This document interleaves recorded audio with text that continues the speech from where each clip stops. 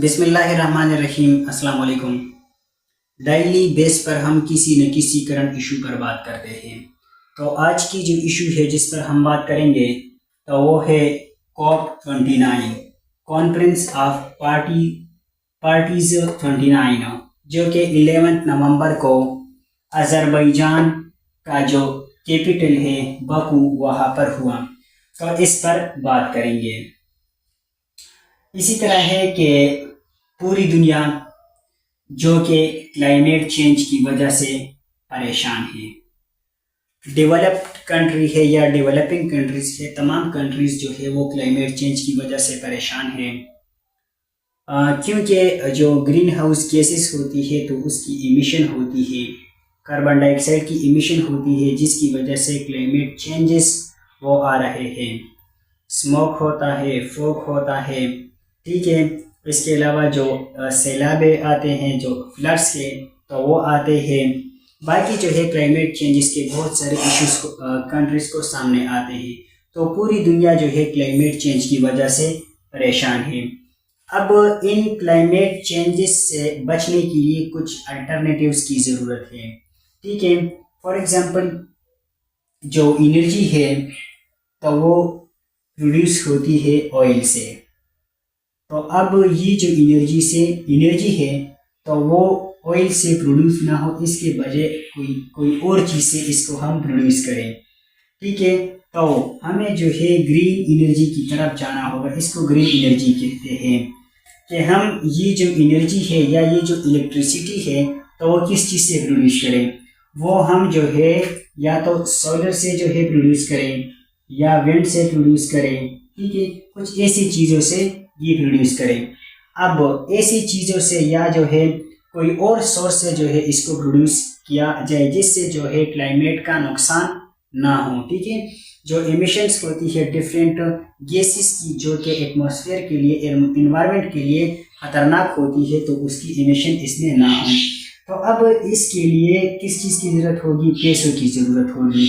जो developing countries हैं तो इनके पास इतने पैसे नहीं है। अगर फॉर एग्जांपल पाकिस्तान की बात करें, पाकिस्तान जो है ऑयल से एनर्जी जो है इलेक्ट्रिसिटी प्रोड्यूस करता है। अगर वो इस अल्टरनेटिव की तरफ जो है वो जाएगा तो इनको पैसे की ज़रूरत होगी। और पाकिस्तान जो कि पहले से यहाँ पर इकोनॉमिक इंस्टेबिलिटी है और यहाँ इनके पास जो है अपने जो ज़रूरियात है तो इनके लिए पैसे नहीं है, तो वो क्लाइमेट और इन चीज़ों पर कहाँ से पैसे लगाएंगे। तो इसके लिए फिर ये तंजीमें जो है डिफरेंट जो कॉन्फ्रेंसेस होती है और डिफरेंट एग्रीमेंट्स होती है कंट्रीज के दरमियान वो कराते हैं, जिसमें जो है वो एक दूसरे की हेल्प करते हैं।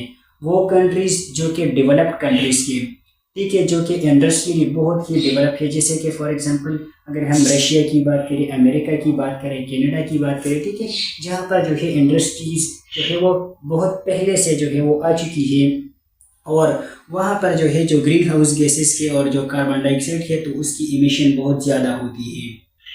तो वो कंट्रीज क्या करते हैं, खुद भी ये कोशिश करते हैं कि वहाँ पर जो है ये जो गैसेस है तो इसकी इमिशन ना हो। ऐसे तरीके जो है वो ढूंढते हैं कि इसको रोका जा सके। और साथ में वो कंट्रीज जो कि गरीब कंट्रीज के, डेवलपिंग कंट्रीज है, तो उनको जो है उनकी भी हेल्प करते हैं, पैसों की मदद में भी और दूसरी तरीक़ों से भी उनकी मदद करते हैं, ठीक है।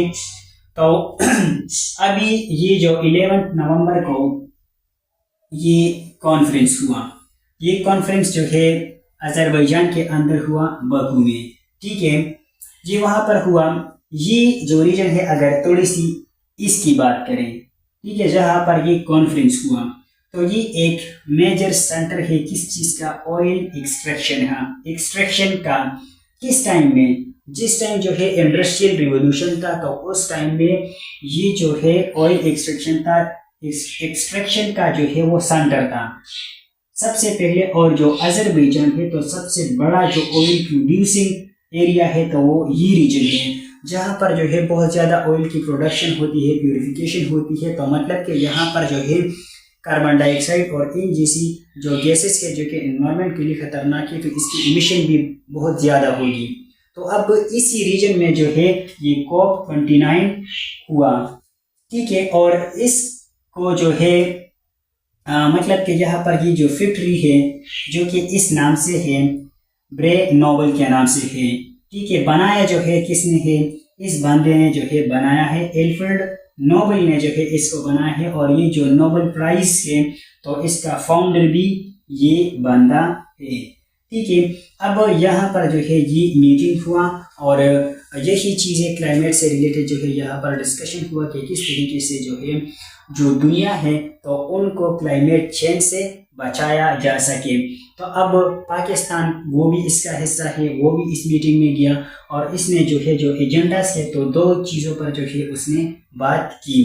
पहला जो चीज़ है, पहली जो पॉइंट है तो वो है एमिशन रिडक्शन। पाकिस्तान के अंदर जो है जितनी भी ये जो गैसेस है तो इनकी जो इमिशंस होती हैं तो पाकिस्तान जो है वो कोशिश करेगा कि इसकी इमिशन को रोका जाए, कम से मतलब कि इसको कम किया जाए, जितनी इमिशन होती है तो इसको कम किया जाए।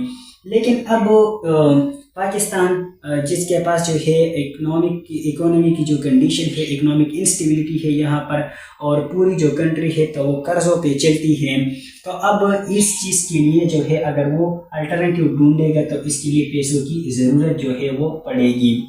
ये जो मीटिंग है तो इसमें ये कहा गया कि 2030 तक जो है अगर क्या ये जो अल्टरनेटिव है, जो ग्रीन एनर्जी है, इसकी तरफ अगर हम जाएंगे और इसको ख़त्म करेंगे तो हमें जो है 5.8 ट्रिलियन डॉलर से लेकर 13.6 ट्रिलियन डॉलर्स की ज़रूरत जो है वो पड़ेगी। तो अब उन्होंने जो है पहले भी पाकिस्तान से वादा किया था कि हम आपको जो है इतने डॉलर्स देंगे, क्योंकि पाकिस्तान में देखें तो यहाँ पर भी जो सिचुएशन है ये जो क्लाइमेट चेंज की तो वो ख़राब है।